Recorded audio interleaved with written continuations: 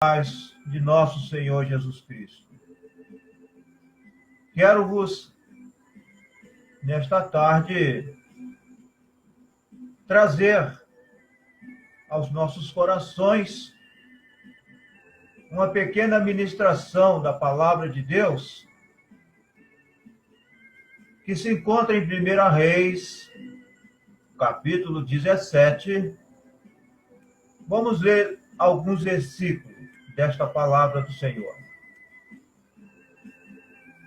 Então Elias, o tisbita, dos moradores de Gileade, disse a Acabe: vive o Senhor, Deus de Israel, perante cuja face estou, que nestes anos nem orvalho nem chuva haverá, senão segundo a minha palavra.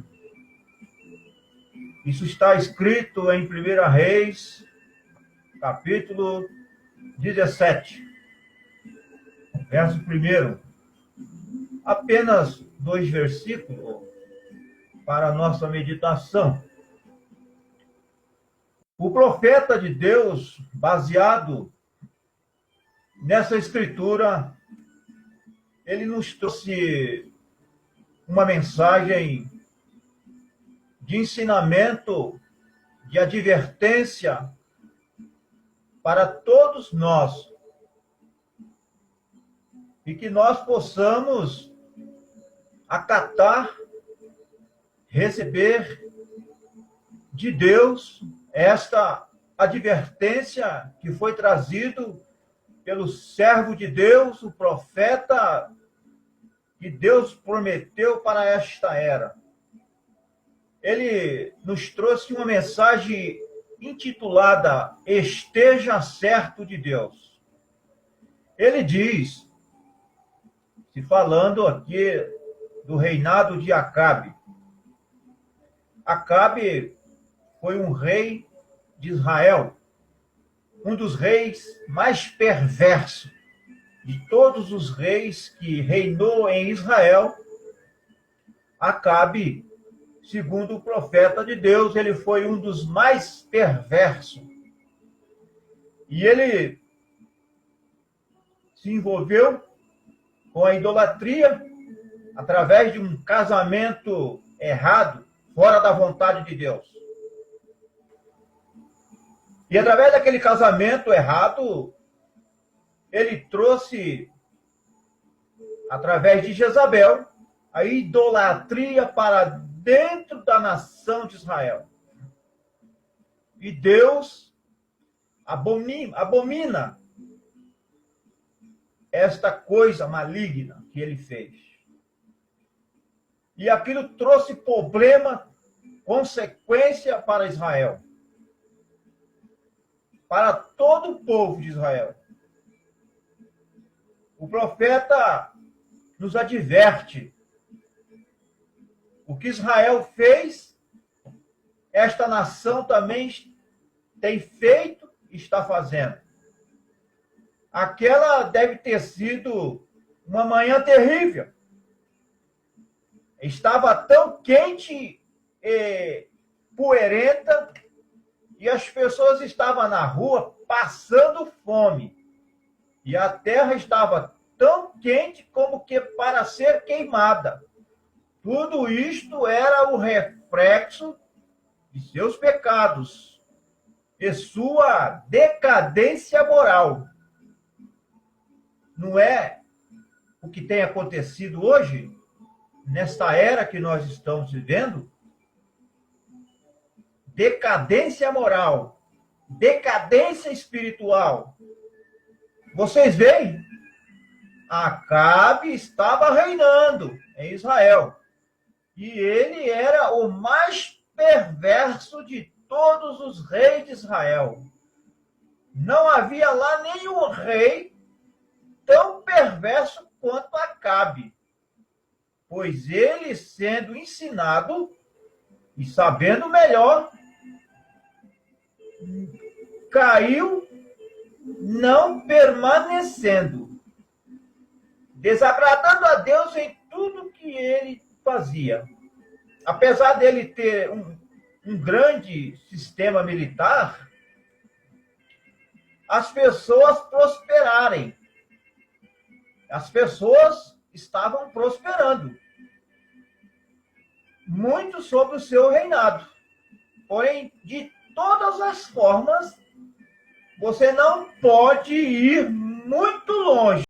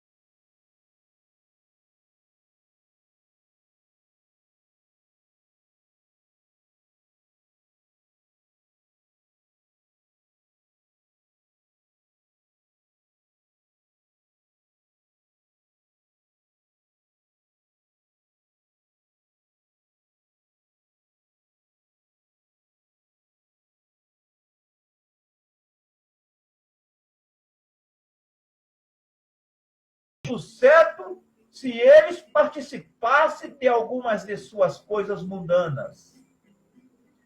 Hoje, muitos crentes, que se diz crentes, participantes das coisas mundanas, crentes amantes do pecado, amantes da idolatria, amantes das modas, amantes do futebol, são crentes manufaturados, crentes mornos, que estão frequentando as suas igrejas, os seus sistemas, mas querem participar das coisas do mundo. Isto é crentes manufaturados e idólatra. Outros adoram ídolos de futebol, jogadores de futebol, adoram artistas de televisão e assim por diante. Outros têm o seu trabalho em primeiro lugar. Também a idolatria. Deus tem que estar em primeiro lugar na nossa vida. Se alguém pode pedir-me para cancelar o que eu acabo de dizer, aquela era a perfeita e apropriada imagem de hoje. Provavelmente nós pensamos que não somos adoradores de ídolos, porém, o somos. E o governo o permite. As pessoas desse dia adoram ídolos, porque eles adoram ídolos. Algumas delas adoram artistas de cinemas no lugar de ídolos. Alguns adoram dinheiro como ídolo. Alguns adoram artistas de televisão como ídolos. Mas tudo isso que você coloca antes de Deus é um ídolo. Tudo que vem antes de Deus é um ídolo. Seja o que for. Até mesmo o diabo, nosso grande adversário, é tão astuto que tem feito com que a igreja ocupe o primeiro lugar antes de Deus para muitos. Está vendo? Até mesmo a igreja está tomando o lugar de Deus para muitos. Muitos ignoram a Deus. Porque pessoas já disseram para mim que ele adora a igreja. Eu adoro a igreja. Isso é idolatria. Porque Jesus Cristo, ele deixou claro para nós que ao Senhor teu Deus adorarás e só a ele servirás. Ela pode ser um grande edifício, a chamada igreja, ou ela pode ser uma grande denominação, e outra vez ela pode ser uma grande congregação, mas não deixe nada vir antes de Deus em seu coração. Qualquer coisa antes de Deus é um ídolo.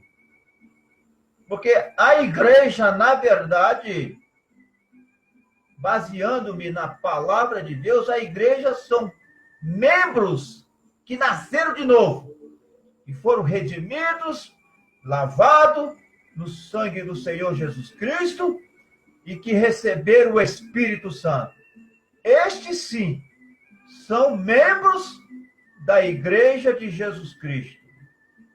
São todos aqueles que nasceram da palavra de Deus. Aqueles que receberam o batismo do Espírito Santo. E para recebermos o batismo do Espírito Santo, é necessário que nós recebemos a sua palavra. A palavra de Deus está contida na Bíblia Sagrada. E estas pessoas sabiam que elas já não eram tão espirituais como costumavam ser antes, sobre os reinados de outros reis. E eles pensavam que tudo estava bem, simplesmente pelo fato de serem uma nação religiosa. E é desta maneira nós temos chegado ao mesmo lugar. Muitos têm sofrido um retrocesso espiritual. Muitos assim chamados crentes, que há muitos anos atrás eram pessoas que se dedicavam na palavra de Deus e que tinham a Deus em suas vidas em primeiro lugar. Hoje, muitas coisas terrenais, mundanas, têm tomado o lugar da palavra de Deus. Já não tem uma vida de oração como costumava ter. Já não pega suas Bíblias para estudá-la como costumava estudá-la. Antigamente, há muitos anos atrás, os crentes, os cristãos, eram mais fervorosos, eram mais dedicados na palavra de Deus. Mas hoje a maioria estão frio, estão morno. Por quê? Porque deixaram que as coisas terrenais desta vida tomassem o primeiro lugar nas suas vidas. E não se deram conta e hoje estão à beira do caminho. Estão vivendo uma vida cristã relaxada, acomodada, frios, e muitos estão indiferentes para com a palavra de Deus. Até mesmo ministros estão indiferentes com a palavra de Deus. Muitos pastores não estão pregando a palavra de Deus conforme ela é. Porque Deus quer homens que preguem a sua palavra e que condenem o pecado até as raízes. O profeta de Deus nos mostra na mensagem que Deus quer homens separados e que pregue a palavra como um relâmpago e que condene o pecado até as raízes.